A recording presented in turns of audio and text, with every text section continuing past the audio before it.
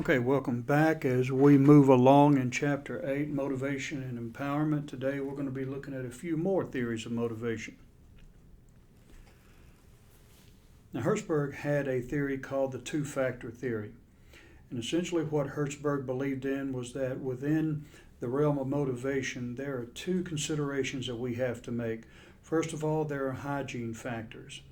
And these are the factors that will have to be in the workplace or the worker won't come to work, period.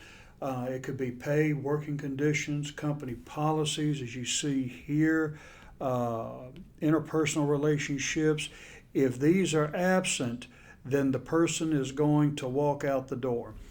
They have to be there. That's why it's called hygiene factors. These are basic needs that have to be met. But just because all of these are present doesn't mean that the person is going to be motivated. So Hertzberg developed the theory further along to say that there have to be motivators as well, which involves job satisfaction, higher level needs that we saw with Maslow's theory, achievement, recognition, and opportunity for growth would be those higher levels. So both of these have to be joined where you have both the hygiene factors and the motivators working before the person really would be motivated to come to work, and not just come to work, but to perform. Now, Exhibit 8.5 gives us a visual depiction of that. If a person is highly satisfied, they're going to be in an environment that recognizes achievement, gives them recognition, responsibility, work itself, personal growth. All of these things have to be there for that person to be motivated to work.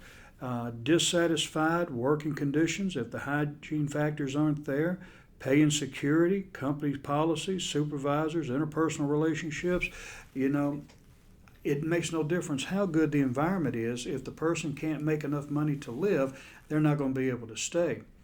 And conversely, if you have a high-paying job, but the work environment is awful, where you just are stressed out, chances are you're not going to stay either in that position or anywhere in that organization. So Hertzberg believed that there had to be motivators and hygiene factors working together for that person to be able to stay and to be motivated to perform. Now, Henry McClellan developed what he called the acquired needs theory. And it proposes that certain types of needs, the need for achievement, the need for affiliation, and the need for power, are acquired during an individual's lifetime. So let's take a look at that. The need for achievement, and that's just the desire to accomplish difficult tasks, to keep challenging yourself, and as you succeed in achieving your goals and so forth, it's going to motivate you to go higher and achieve more things. The need for affiliation, and this is the desire to perform or to have close personal relationships and avoid conflict. So here you have people who need to feel like they belong. And if you remember Maslow talking about those belongingness needs, this is what this individual needs. And the need for power. And this is a desire to influence or control others. So a person's need for power or authority is high on the needs list for this individual. Now, there are other motivational theories as well. You have reinforcement theory, expectancy theory, and equity theory. So let's take a look at those also today.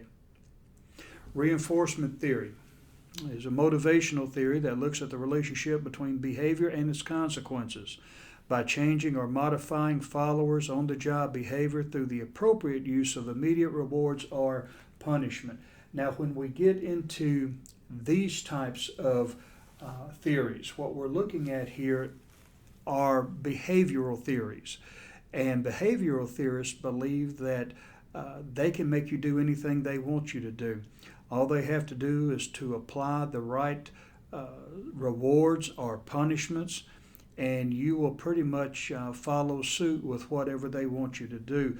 The prison system, for instance, they use behavioral theories to control the inmates, and they do that by giving rewards or distributing punishments to the inmates for behaviors that are either desirable or undesirable. Now, the reinforcement perspective on motivation, you have behavior modification, which you want to modify behavior. Let's say, for instance, you want a person to you want them to learn a new trade within that organization.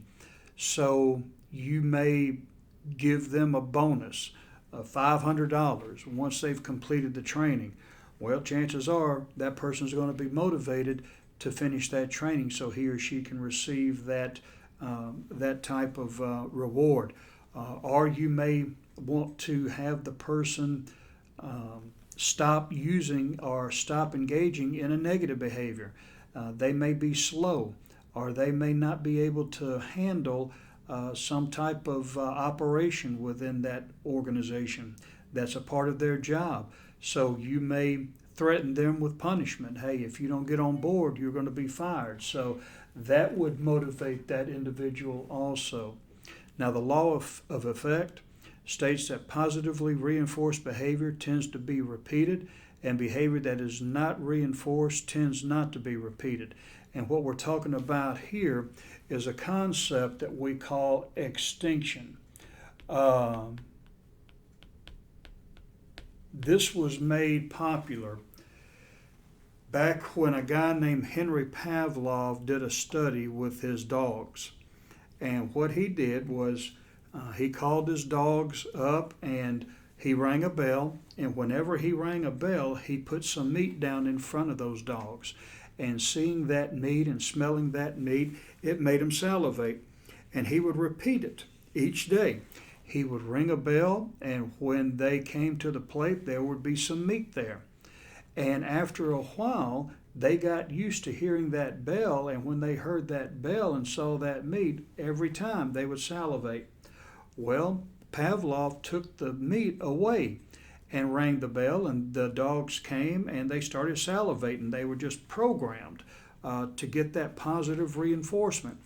And they were doing that for a while, but after a while, when the dogs realized that even when he rang the bell, they were not getting any meat, they stopped salivating. So they reverted back to the old behavior. And that's what we call extinction. So when you are modifying behavior and you're using positive reinforcements, you need to continually do that until it becomes a part of that person's life or routine. Now, reinforcement is anything that causes a certain behavior to be repeated or inhibited. And then positive reinforcement is giving someone something rewarding and pleasant as a result of that behavior. Now, negative reinforcement is withdrawing an unpleasant consequence once a behavior is improved. For instance, prisoners, if they act up, they may go into solitary confinement. Now, after a while, I guess that gets on the prisoner's nerves or makes them, very uneasy or agitated or whatever. So if they behave, you may take that punishment away from them. You may put them back in a general population. So taking away a consequence is a form of negative reinforcement. Punishment is when you impose an outcome on a person for undesirable behavior. If that inmate was fighting and you put them in solitary confinement, that would be their punishment. And then extinction, I've already explained that. It's the likelihood that the old behaviors will return unless the new behaviors are continually reinforced. And that's an important aspect when it comes to training, folks, because a lot of times we train the person, but we don't reinforce those new behaviors. And if not, they can go right back to their old behaviors, which are counterproductive. Now, Exhibit 8.6 is just a diagram of shaping behavior with reinforcement. So I'll let you guys take a look at that as we move on to the next slide, expectancy theory. Expectancy theory is a theory that came out by a guy named Victor Vroom. And expectancy theory is a theory that suggests that motivation depends on individuals' mental expectations about their ability to perform tasks and receive desired rewards. Now, really, what expectancy theory says, in a nutshell, is that before I do anything, I'm going to evaluate that behavior based on several things. First of all, do I believe that I can accomplish whatever objective there may be? Secondly, am I certain that the reward is going to be given if I accomplish that behavior? And third, how much value do I place on that reward? If the reward is not worth the behavior, then chances are I'm not going to engage in that behavior. So let's take a look at this as it's outlined here. Expectancy. Will putting the effort into the task lead to the desired performance? Will high performance lead to the desired outcome? And are the available outcomes highly valued? And if it is, then you're motivated. For instance, you believe that you can obtain a degree, and that's why you're here. And you expect that your performance, your ability to get through these classes will lead to that degree. And that degree is highly valued. So that motivates you to sit through these classes. That motivates you to study. That motivates you to keep pushing through so that you can finish your degree and move on to other things. So this is an overview really of just some of the basic theories of motivation, and tomorrow we'll finish up and go into a little bit more detail about some of the aspects of motivation.